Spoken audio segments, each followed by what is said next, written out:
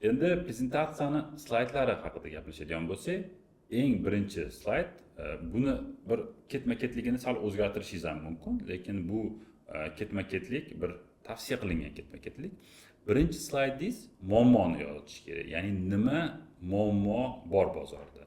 O'sha sizni startapingiz, sizni loyihangiz yechadigan muammoni yozishingiz kerak. Nima muammo?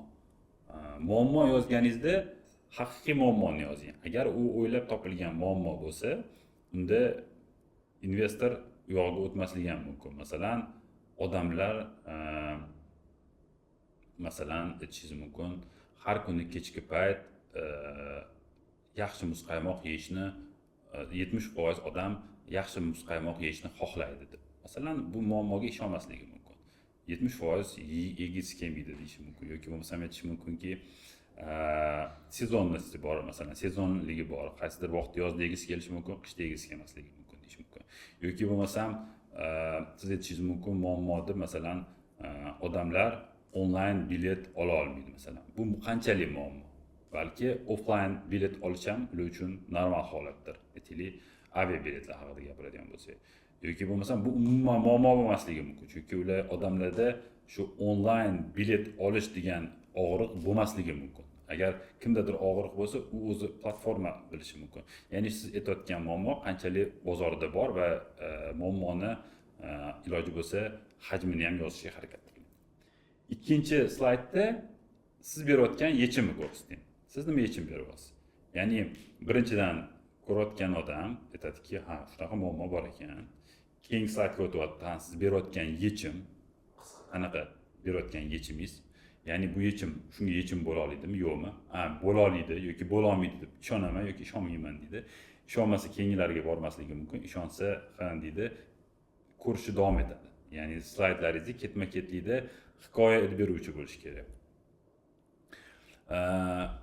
Uchinchi sizni beradigan slaydingiz nima produkt beryapsiz? Ya'ni yechim masalan mobil ilova bo'lishi mumkin, lekin siz berayotgan masalan aytishingiz mumkin. Odamlar o'z uyini tozalashga vaqti yo'q yoki bo'lmasam o'z uyini tozalagisi kelmaydi. Mana bu muammo bor. Keyin siz yechim. Buning uchun yechim yollanma tozalovchilar yoki bo'lmasam ishi yo'q yoki bo'sh odamlarni yoki tozalashga tayyor odamlarni ulash orqali bitta platformaga sistema qilish deyishingiz mumkin yechim sifatida. Produkt deganda, produkt mana shunaqangi endi sizni qotgan ishingiz, masalan, app beryapsizmi, sayt beryapsizmi, veb-sayt. Mana shunaqangi app, bu app bo'sh odamlarni ma'lum bir aniq narxlar asosida shu ish bermoqchi bo'lgan odamlar bilan bog'laydi. Masalan, ko'pchilikda hozir mana bizda bunaqa O'zbekistonda servis hali rivojlanmagan. Rossiyada masalan Yudu degan servis bor, Amerikada TaskRabbit degan servislar bor.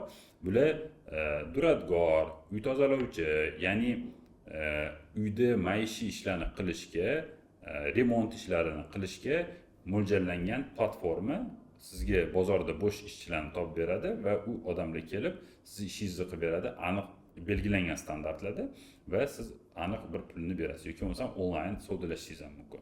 Demak, produkt siz nima produkt qilayotganingiz, ya'ni muammoni ko'ryapsiz, unga yechimini ko'ryapsiz va produktingizni beryapsiz. Produktingiz doim yechimni butun qismi bo'lmasligi mumkin. Sizni hozirgi berayotgan bozorga produktingiz katta yechimni bir qismi bo'lishi mumkin. Shuning uchun produkt alohida ko'rsatiladi. Keyin investor aytadi, "Oy, muammo bor ekan, katta muammo ekan. Yechimni ko'rayotgan ekan bu tadbirkor. Qanaqa produkt qilish kerakligini ham bilar ekan." Keyingi savoli, bu qanchalik katta biznes bo'lishi mumkin deydi. Bu qanchalik katta biznes bo'lishi mumkin deganda, shu bozor hajmi qiziq bo'ladi. Masalan, bozor qanchalik katta? Masalan, bozor hajmi 50 million dollar bo'lsa, u aytadiki 50 million dollar bo'lsa bozor hajmi. Masalan, bular 10% egallasa 5 million dollarlik startap bo'lar ekan deydi. Agar bozor hajmi masalan 2 milliard dollar bo'lsa, aytadiki masalan 2 milliardda 10% masalan egallasin bozorda, bular 200 million dollarlik loyiha bo'ladi deydi. Ya'ni u baholay oladi. Sizni o'sha bozor hajmini belgilaganingizdan o'zini pessimistik bir planlarni qiladi-da, bozor hajmi qanaqa bo'lishi haqida tasavvur uyg'onadi. Keyingi sizda bo'lishi kerak bo'lgan slayd bu biznes modelingiz. Biznes model bu siz qanday qilib shu produktingiz orqali pul topasiz. Qanday sizni klientlaringiz qanday pul to'laydi? Masalan, bir xillarda biznes model bo'lishi mumkin.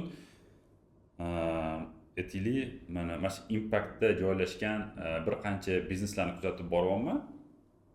Biznes modelingiz bo'lishi mumkin. Siz onlayn ta'lim beryapsiz. Masalan, EdTech platformasisiz. Onlayn ta'lim berish platformasida boshida bir oy pul olmasligingiz mumkin. Bu siz uchun marketing kanal, ya'ni ko'pchilik odam tekinga deb keladi va keyingi 2-3 oydan pul olishingiz mumkin. Bu bitta biznes model.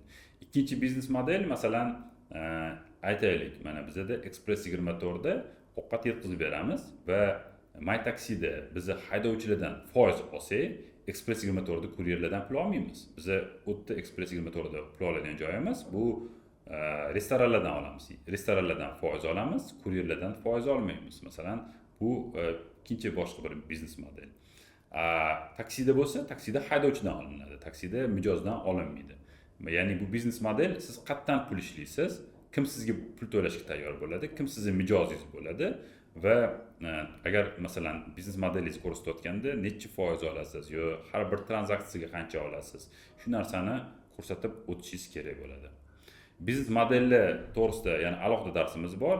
Masalan, biznes modellar eshitganmisiz yo'qmi? Masalan, freemium modeli bor. Qayerdadir siz tekinga mahsulot berasiz, keyin unga qo'shimchalarni sotasiz. Yoki bo'lmasam bir 5-6 xil asosiy biznes modellar haqida alohida darsda to'xtalib o'tamiz. Chunki bu biznes model juda katta bir mavzu. Keyingi slayd sizni siringiz yoki nimani boshqacha qilmoqchisiz, shu to'g'risida yozishingiz kerak. Chunki bozorda juda ko'p o'yinchilar bo'lishi mumkin siz kirayotgan sohada va slaydda nimaga siz o'sha raqobatdoshlardan kuchli bo'lasiz, shu haqida yozishingiz mumkin.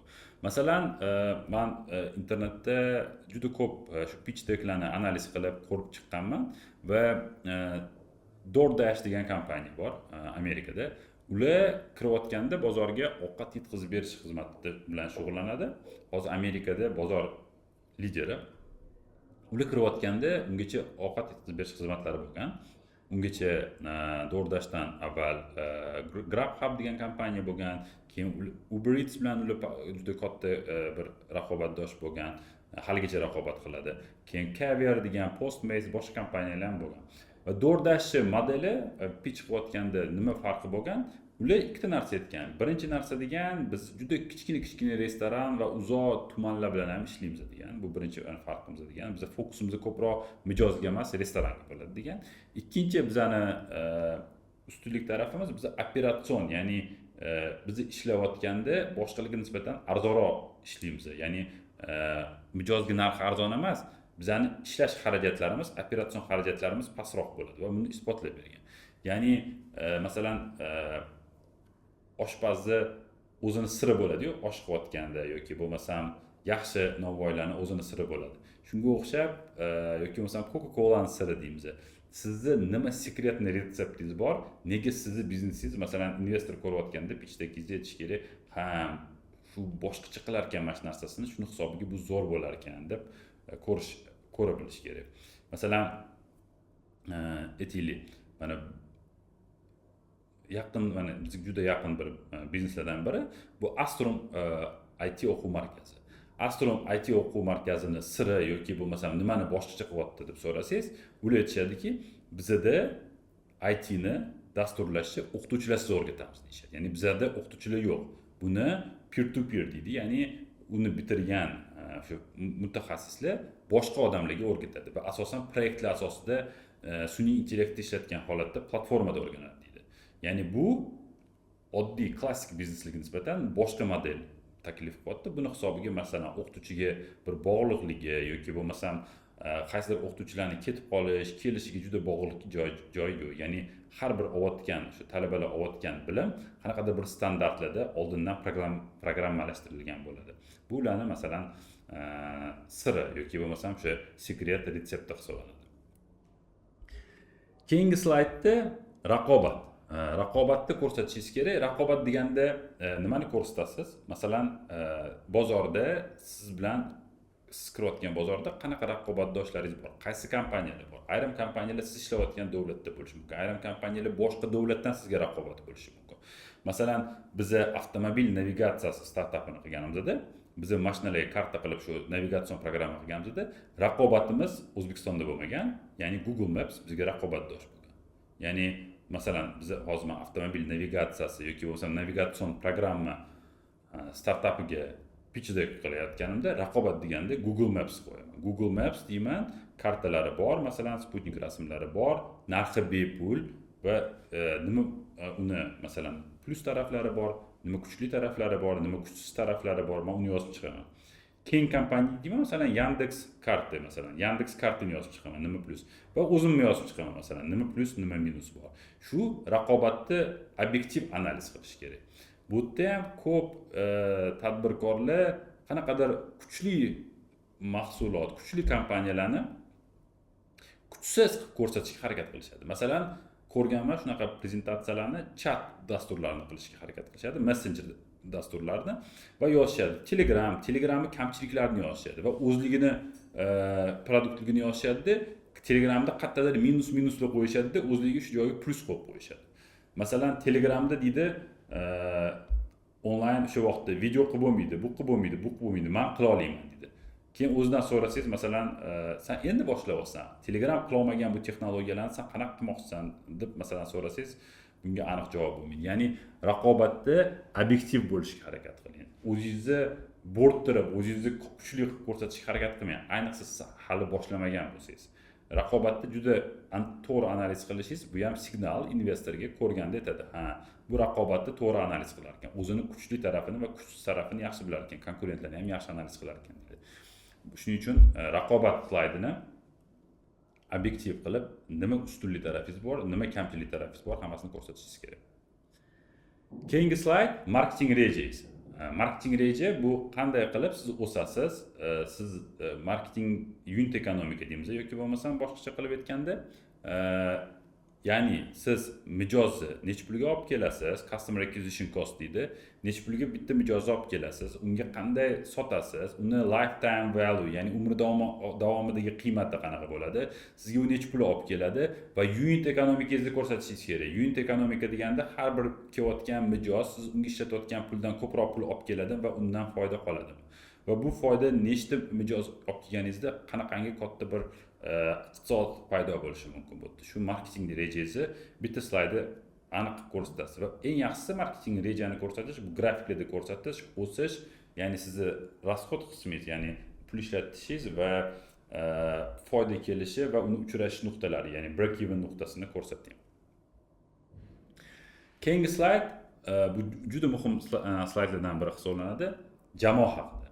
Jamoangizda kimlar bor? Asosan pitchdek qiluvchilar rasmini qo'yadi o'sha jamoadoshini va uni oldingi qilgan proyektlari, oldin qattiq ishlaganini yozadi. Bu yerda jamoangizda masalan 15 ta odam ishlasa, 15 ta odamni qo'yish shart emas. Eng muhim siz investor ko'rganda, mana shu odamlar bor ekan bu yerda, zo'r mana shu, ya'ni o'sha marketing direktori bunaqa ekan yoki bo'lmasam buni dasturchisi kuchli ekan, mana shu loyihalarni qilgan ekan deb bilish uchun eng yulduz jamoangizda o'yinchilarni qo'yasiz va ularni oldingi qilgan qaysi katta loyihalar bo'lsa, shular haqida kichkina yozasiz. Keyingi slayd erishilgan yutuqlar va ko'rsatkichlar. Zo'r indikator bo'ladi agar siz loyihani boshlab qanaqadir bir yutuqlarga erishgan bo'lsangiz. Yutuqlar degani nima degani? Bu masalan sizni mijozlaringiz bor. Aytsangiz, ko'rsatsangiz, biza 10 ta mijoz bilan gaplashdik. Masalan, Nestle kompaniyasi bilan shartnoma tuzdik. Masalan, Korzinka supermarketlar tarmog'i bilan shartnoma tuzdik. O'zimizning produktni mana shu ishlatishni boshladik deb yutuqlaringizni ko'rsatsangiz, birinchi qilingan kelishuvlar bo'lishi mumkin. Bu yoki bo'lmasam shartnomalar bo'lishi mumkin. Yoki bo'lmasam mijozlarning soni bo'lishi mumkin. Yoki bo'lmasam qanaqadir bir siz уже qadam qo'yganingizni ko'rsatish, bu erishilgan yutuqlar hisoblanadi. Masalan, qarasam, agar menga pitchdek kelsa, shu startap o'zi qanchadir qadam qo'yib investorga kelishdan oldin nimadirlar qilgan bo'lsa, nimadirlarga erishgan bo'lsa, shu biznesda yoki bo'lmasam 100 ta odamni intervyu qilgansiz yoki bo'lmasam marketing izlanish olib bordingiz va buning natijalari bor. Bu sizni erishgan yutuqlaringiz va sizda ma'lumot borligi, siz ko'p qadamlarni уже bosganingizni ko'rsatib beradi. Bu ham plus bo'ladi. Ya'ni sizni pitchligingizni ko'rib chiqqandan keyin men shu sohani tushunmasam ham, ko'p investorlar shu sohani tushunmasligi mumkin. Shu soha to'g'risida ma'lumot paydo bo'lib va bozor qanaqa kattaligi va sizni bunda o'zingizni o'rningizni egallay olishingizga ishonchi paydo bo'lishi kerak. Shuning uchun pitchlik qilayotganda iloji boricha tushunmagan odamga ko'rsatib, shu prezentatsiyani ko'rish natijasida nima tushunganini so'rab, intervyu qilib ko'ring. Va o'ylangki, masalan, siz qanaqadir terminologiyalarni bilsangiz, masalan, biz marketingda ko'p terminologiya ishlatamiz, CAC, yoki CR, conversion rate. Investor mana shu qisqartmalarni bilmaydi deb CAC deb yozib ketmang. Qovsi ichida tushuntirib yozing. Agar investor tushunmasa, sizdan so'rab o'tirmaydi bu narsani, juda kamchilik so'rashi mumkin. So'ramasdan tushunmaydi-da, tushunarsiz ekan deydi, qisqartib ketadi. Qanaqadir biologiya sohasida qilyapsizmi yoki bo'lmasam tog'-kon sohasidami yoki bo'lmasam boshqa sohada siz juda ko'p terminologiyangiz bo'lishi mumkin. Shu terminologiyani investor bilmasligi mumkin deb tushuntirishlar berib keting prezentatsiyangizda. Pitchlik haqidagi darsimiz shundan iborat edi. Rahmat katta, darslarimizni kuzating.